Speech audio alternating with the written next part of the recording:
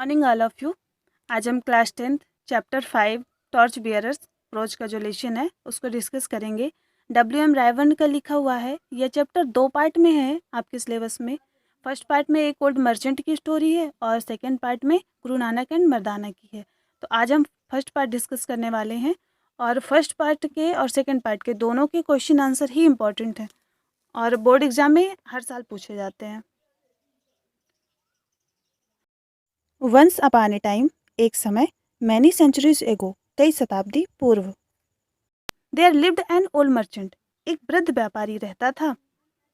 All his life he had toiled hard, all his life उसने अपने पूरे जीवन में टॉयल्ड हार्ड कड़ी मेहनत की। Buying and selling, buying means खरीदना, सेलिंग मीन्स बेचना, क्रय विक्रय करता रहा। विद द रिजल्ट दैट, और इसका नतीजा यह निकला, he had made a lot of money, उसने बहुत सारा धन इकट्ठा कर लिया।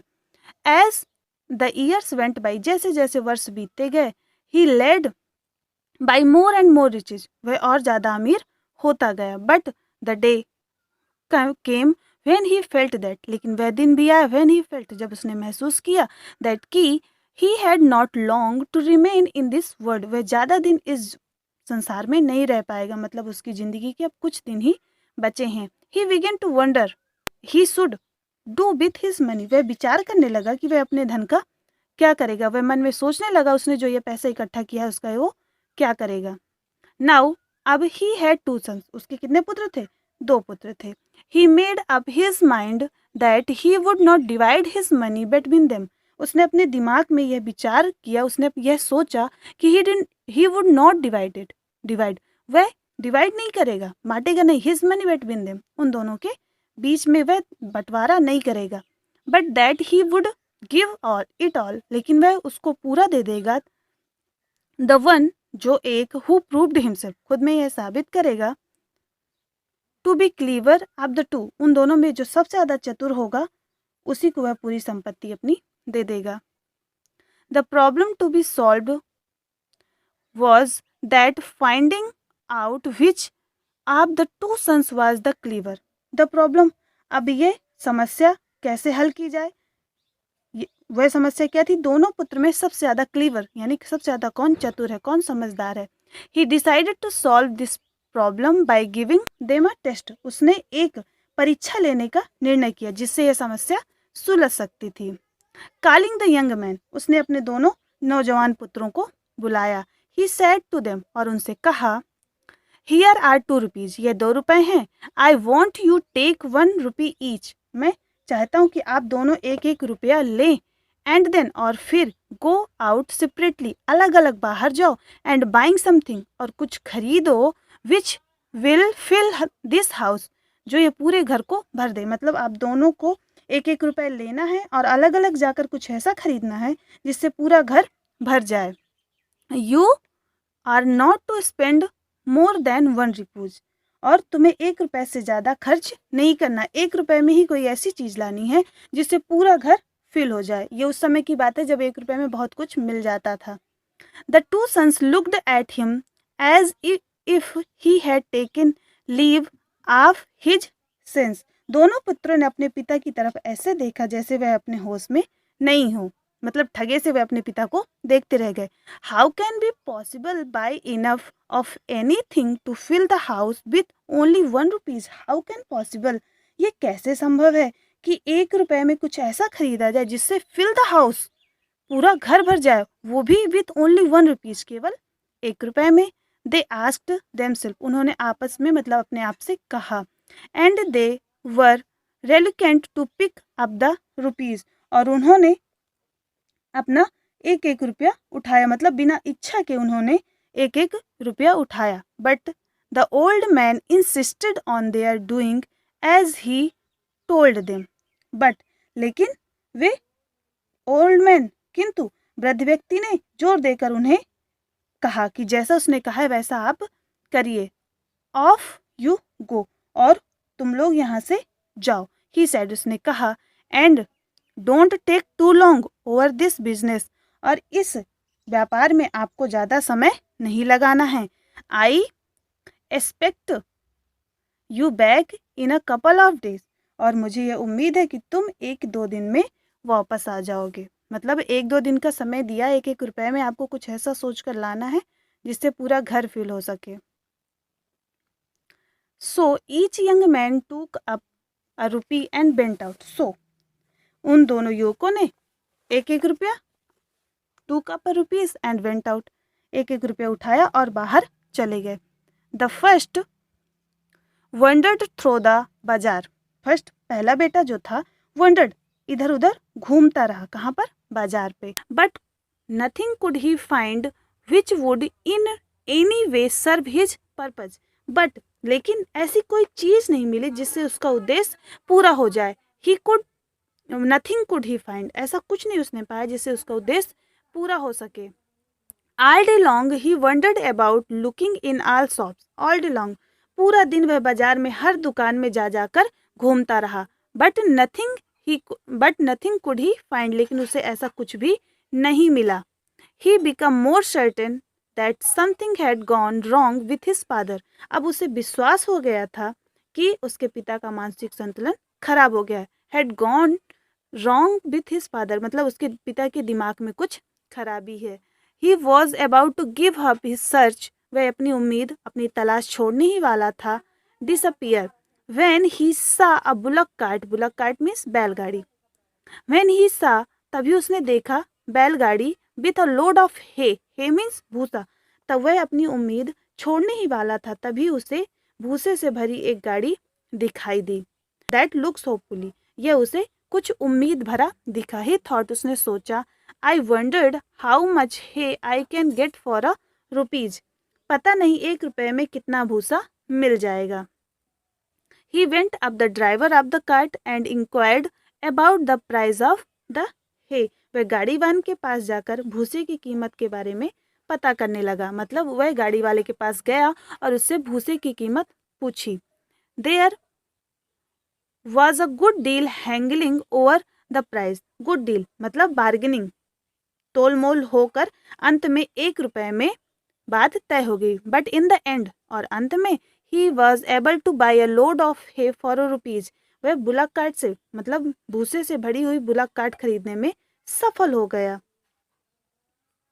This was in the days when a rupees would buy a great deal more than it will by now. इसमें भी वही बताया गया है कि यह वह समय था जब 1 रुपए में आज की अपेक्षा बहुत सारी चीजें खरीदी जाया करती थी।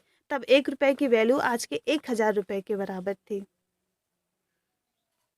So the young man led off the cart with the hay of his father's house. So the young man, वह नवयुवक भूसे से भरी गाड़ी लेकर अपने पिता के घर की ओर चल पड़ा।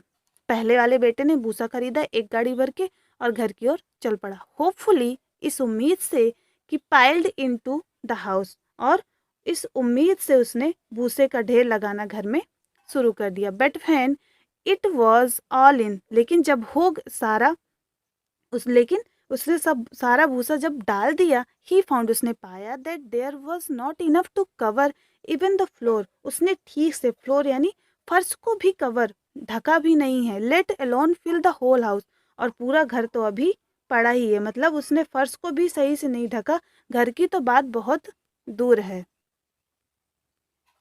When the second son went out with his rupees, दूसरा पुत्र जो था अपने पैसे रुपए के साथ बाहर गया। He did not go straight way to the बाजार, वह सीधे बाजार नहीं गया। Instead of doing that, उसकी जगह उसने क्या किया? He sat down, began to think, वह एक जगह बैठ गया और began to think, सोचना प्रारंभ कर दिया।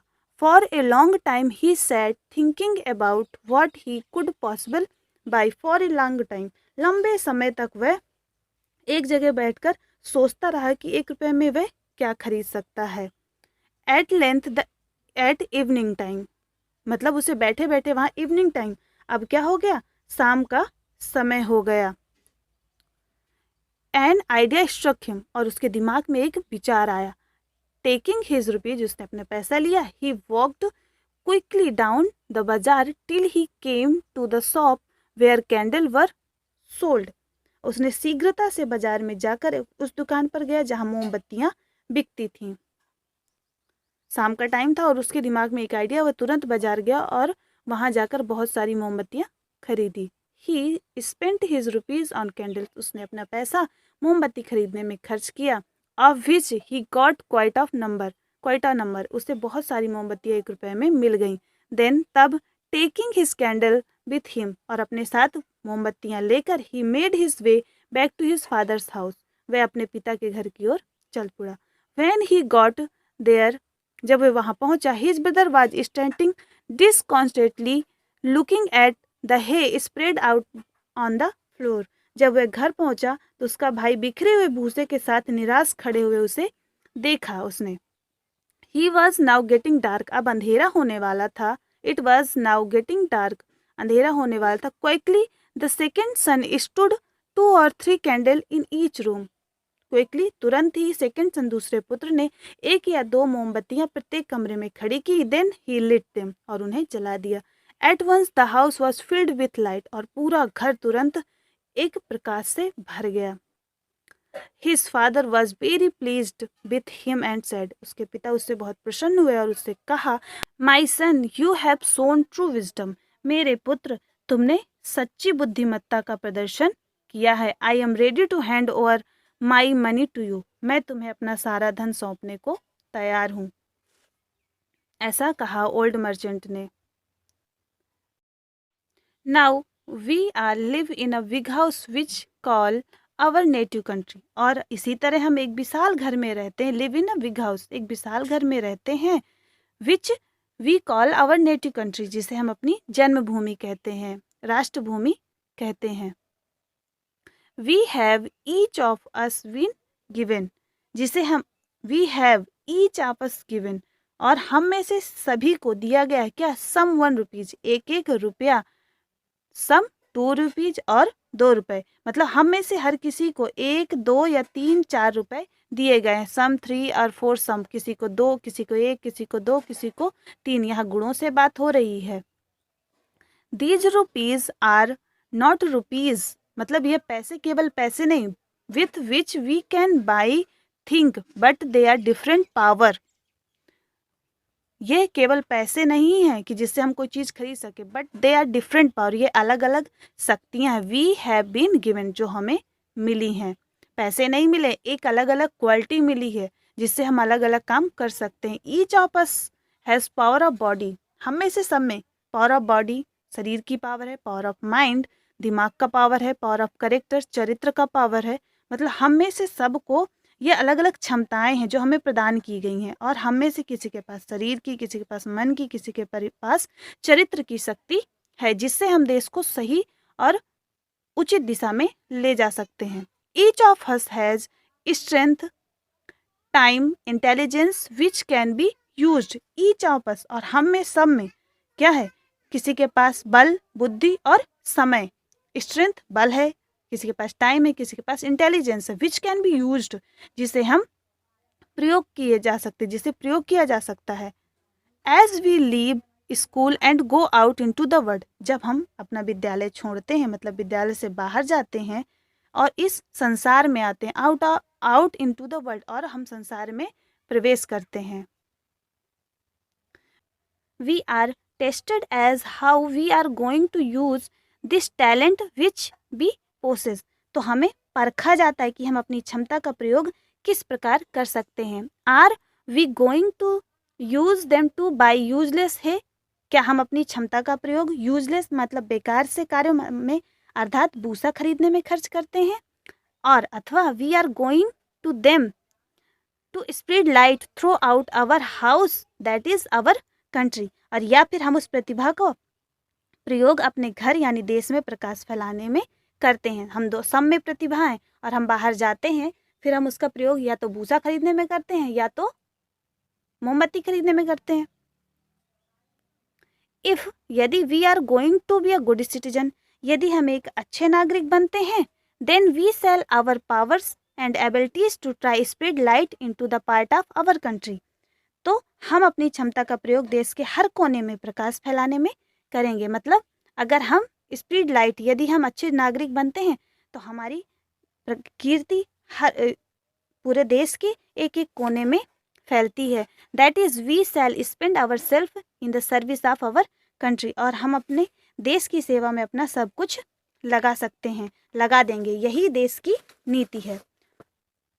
No country can progress unless he has good citizen. No country, कोई भी देश तरक्की नहीं कर सकता जब तक इट हैज़ गुड सिटीजन, जब तक उसके पास अच्छे नागरिक ना हो। So that if we love our country, तो इसलिए यदि हम अपने देश को प्यार करते हैं, and want to serve it, और इसकी सेवा करना चाहते हैं, we shall try to become good citizen, हमें अच्छा नागरिक बनना चाहिए।